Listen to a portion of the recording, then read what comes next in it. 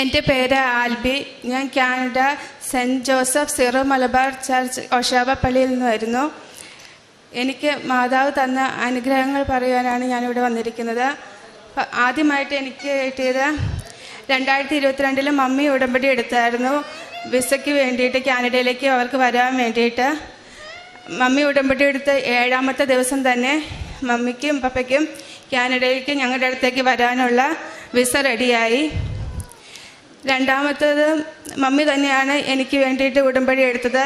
എനിക്ക് 6ൻ്റെ എക്സാം എഴുതാൻ വേണ്ടിയിട്ട്. 6ൻ്റെ എക്സാം എഴുതാൻ പോയപ്പോൾ ഞാൻ 2 ID പ്രൂഫുമായിട്ടാണ് പോയത്. പക്ഷെ അവിടെ ചെന്നപ്പോൾ അവർ പറഞ്ഞു അത് രണ്ടും പോരാ, പാസ്പോർട്ട് തന്നെ വേണമെന്ന് പറഞ്ഞു. അപ്പോൾ തിരിച്ചു പോയി പാസ്പോർട്ട് എടുക്കാനുള്ള ടൈമില്ല. ഒരു സൈഡിലോട്ട് തന്നെ ഒരു 45 മിനിറ്റ് ഡ്രൈവ് ഉണ്ട്. ആകെ അവരാണെങ്കിൽ അരമണിക്കൂറും കൂടെ എക്സ്ട്രാ ടൈം തരാമെന്ന് പറഞ്ഞു. ഞങ്ങൾ അരമണിക്കൂർ നേരത്തെ ചെന്നുകൊണ്ട് ആകെ 1 മണിക്കൂർ കിട്ടി. പിന്നെ ഞങ്ങളുടെ ഒരു ഫാമിലി ഫ്രണ്ട് വഴി വീട്ടിൽ നിന്ന് പാസ്പോർട്ട് എടുത്ത് പകുതി വരെ എത്തിക്കാൻ പറ്റി. അങ്ങനെ ആ സമയം മുഴുവൻ ഞാൻ മാതാവിൻ്റെ പ്രത്യക്ഷീകരണ പ്രാർത്ഥന ചൊല്ലിക്കൊണ്ടിരുന്നു. സാധാരണ ഒരു ചെറിയ കാര്യത്തിന് വളരെയധികം ടെൻഷൻ അടിക്കേണ്ട ഞാൻ അന്ന് യാതൊരു ടെൻഷനും ഇല്ലാണ്ട് മാതാവിൻ്റെ പ്രാർത്ഥനയും ചൊല്ലി കറക്റ്റ് സമയത്തിൽ എനിക്ക് പാസ്പോർട്ട് കയ്യിൽ കിട്ടുകയും നന്നായി എക്സാം എഴുതുവാനും ആ എക്സാം പാസ്സായി കിട്ടുകയും ചെയ്തു. അത് 2023 ഏപ്രിലായിരുന്നു. അത് കഴിഞ്ഞ് വീണ്ടും CNOയിൽ പേപ്പർ വർക്കേഴ്സ് കുറേ ഉണ്ടായിരുന്നു. 2023 ഒക്ടോബറിൽ ഞാൻ ഒരു സൈന് വേണ്ടിയിട്ട് ആ പേപ്പർ സബ്മിറ്റ് ചെയ്തു. പക്ഷേ എന്ത് ചെയ്തിട്ടും ആ ഒരു സൈൻ അതെന്ത് ചെയ്ത് കിട്ടുന്നില്ലായിരുന്നു. ഞാൻ നാട്ടിൽ വന്നു, മാതാവിൻ്റെ തീർത്ഥാടന ഉടമ്പടി എടുത്തു. അതുവഴി എനിക്ക് കരഞ്ഞ് പ്രാർത്ഥിച്ച് ഞാൻ മാതാവിനോട് പറഞ്ഞു, മാതാവേ വെള്ളിയാഴ്ചയ്ക്കുള്ളിൽ എനിക്ക് ഒരു തീരുമാനം തരണമെന്ന് പറഞ്ഞു. കറക്റ്റ് ആ വെള്ളിയാഴ്ച തന്നെ പേപ്പർ ഒന്ന് സബ്മിറ്റ് ചെയ്യാണ്ട് എൻ്റെ ലാംഗ്വേജ് പ്രൊഫഷൻസി പ്രൂഫ് റെഡിയായി കിട്ടി. പിന്നത്തേത് എൻ്റെ മകന് വേണ്ടിയിട്ടായിരുന്നു എടുത്തത്. എൻ്റെ കുഞ്ഞു മോന് ജനിച്ചപ്പോൾ മുതൽ സിവിയർ എക്സിമ എന്ന അസുഖമായിരുന്നു. തല മുതൽ കാല് വരെ ഉണ്ടായിരുന്നു. ഞങ്ങൾ അവിടെ കുറേ ട്രീറ്റ്മെൻറ്റുകളൊക്കെ ചെയ്തായിരുന്നു. നാട്ടിൽ വന്ന് ഹോമിയോയും ഇംഗ്ലീഷ് മരുന്നുകളും ആയുർവേദമൊക്കെ ചെയ്തു.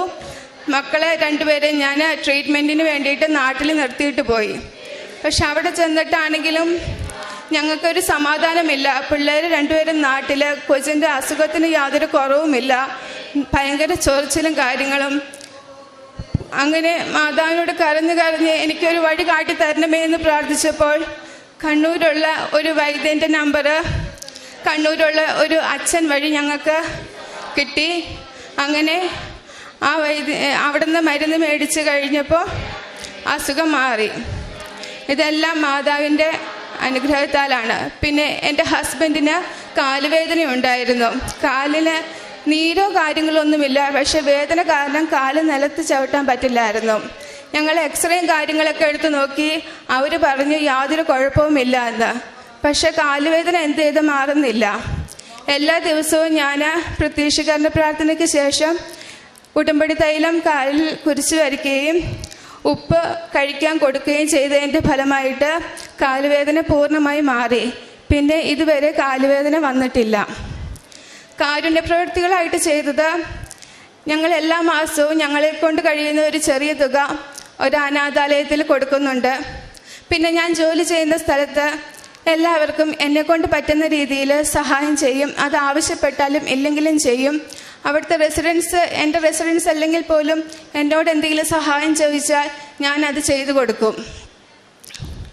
പിന്നെ ഉടമ്പടി എടുത്തത് മൂലം പ്രാർത്ഥന ജീവിതത്തിൽ ഒത്തിരി വളരുവാൻ സഹായിച്ചു. സാധാരണ പിള്ളേരൊക്കെ ഉള്ളതുകൊണ്ടും ജോലിയൊക്കെ കഴിഞ്ഞ് വരുമ്പോൾ കിടക്കുന്നതിന് മുമ്പ് പ്രാർത്ഥിക്കുകയായിരുന്നു പതിവ്.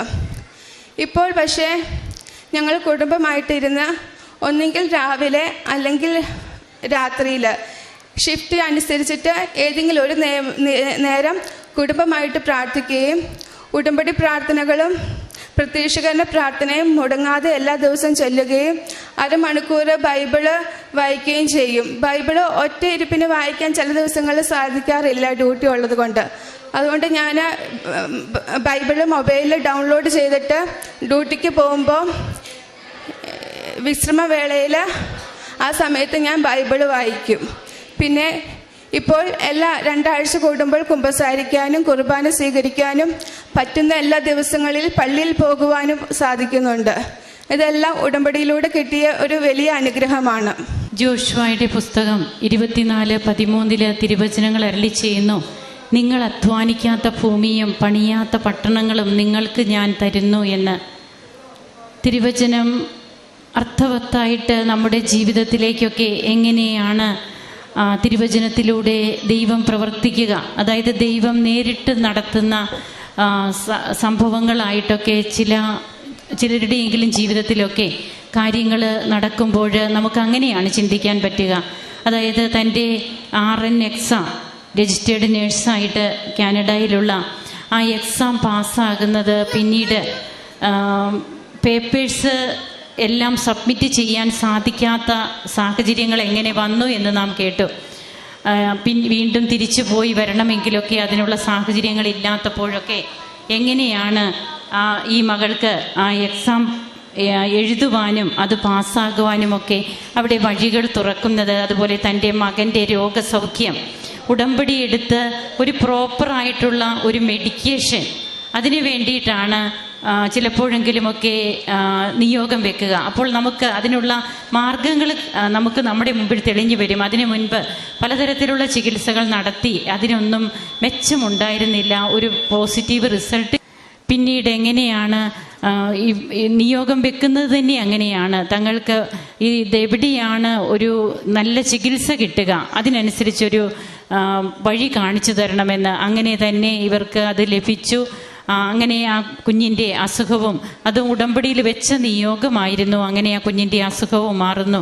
അപ്പോൾ നാം അധ്വാനിക്കാത്ത ഭൂമിയും പണിയാത്ത പട്ടണങ്ങളുമൊക്കെ തരുവാനായിട്ട് കരുതലുള്ള കാവലുള്ള ദൈവം നമുക്ക് മുമ്പേ ദൂതനെ അയച്ച് എല്ലാം ശരിയാക്കുന്നു. നേരത്തെ പോലെയല്ല, ആത്മീയ ജീവിതത്തിലൊക്കെ ഒത്തിരിയേറെ മാറ്റങ്ങൾ വന്നു. അതിനൊക്കെ സാധിച്ചത് ഉടമ്പടി മൂലം മാത്രമാണെന്ന് ഈ മകളുടെ സാക്ഷ്യത്തിലൂടെ വ്യക്തമാണ്. നമുക്ക് കരങ്ങളടിച്ച് ഈശോയ്ക്കും അമ്മയ്ക്കും നന്ദി പറയാം, ദൈവത്തെ ആരാധിക്കാം, മഹത്വം